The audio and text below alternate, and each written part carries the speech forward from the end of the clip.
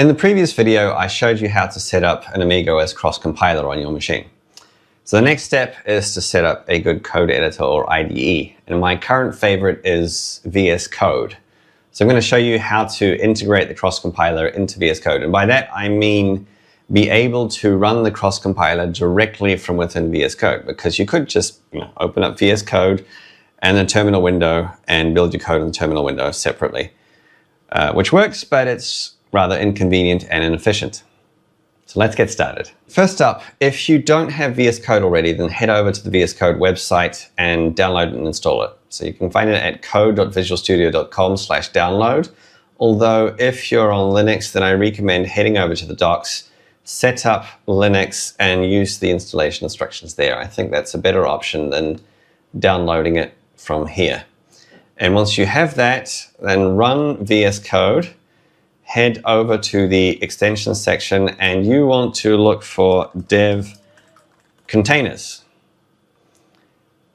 and install this dev containers extension. And what that does is it allows you to open up your AmigaOS project inside a Docker container, which is very useful because our AmigaOS cross-compiler is in a Docker container. So you can open it up within the container while still taking advantage of VS Code's full feature set.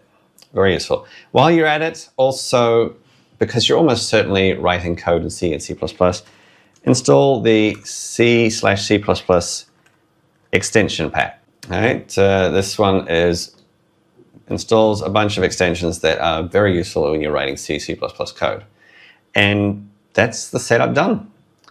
But how do we actually use this dev containers extension? The key is to add a few configuration files to your project. So don't worry, you don't have to do this every time you start a new project. You can just do it once and then copy and paste them between projects as you need them. So create a .dev container subdirectory in your project and copy your docker-compose.yml file in. I've got it here for convenience. So this is the Docker Compose file that sets up Walkero's AmigaOS for GCC Docker image as GCC 11-ppc. And then next we need a VS Code configuration file. So once again, within .dev container, create a file called devcontainer.json. And this one sets up the dev container. So first line says, use the Docker Compose file that we just copied in. We want to use service GCC 11-ppc and put the workspace folder in /opt/code. And that one's very important because we need the dev container to be able to see the code in order to compile it. And then we're ready to go. By the way, I'm going to put a fully buildable example of this inside Kea Campus's Amiga Corner. So available there for creator and higher tiers. So if you want a shortcut, head over there and download it. Link below the video. All right, that's the config files done. Now we need to get VS Code to actually open our project from within the container. So you should see this green button off in the lower left corner with the two arrows there. Click that and then select Reopen in Container. Alternatively, when you open a project, if it finds the dev containers config files, VS Code will automatically ask you, do you want to reopen it in the container? So it'll do that for you almost automatically. Starting and entering the container might take a bit of time, and once it's done, you're ready to go. So mine's nearly there. So it's opened up in a terminal. Yeah, see, /opcode. So I can see my project files and I can build them. Looks like I built them before. There you go. I built the files within the container. So our setup is already pretty good. We can build our code directly from within VS Code, but wouldn't it be nice if we could build it without having to switch to this terminal window down the bottom of VS Code here?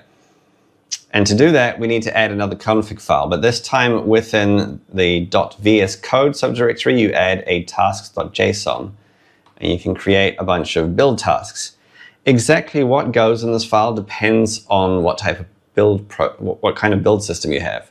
So in this case, I've got an example from one of my projects that uses makefiles. So this makefile over here, to build this makefile using VS Code build tasks, we basically do this. So the tasks have a label, so you know what it is that you're building. It says build all for AmigaOS. Say it's a shell task, you execute make with these parameters or arguments. And let's see, down the bottom, I also have a clean build task.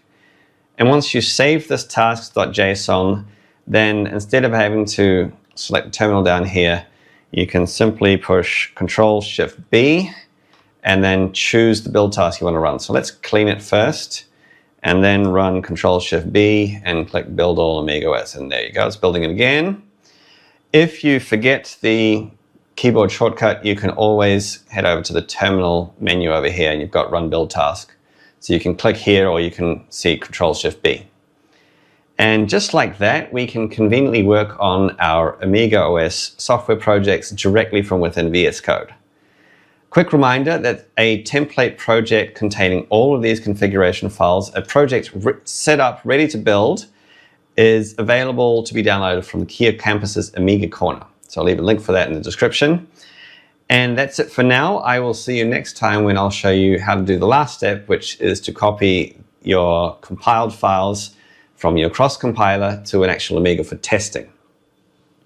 Because that ultimately, the files you compile need to be on an AmigaOS machine. So that's next time. When that video is ready, it should appear over there. I'll see you then.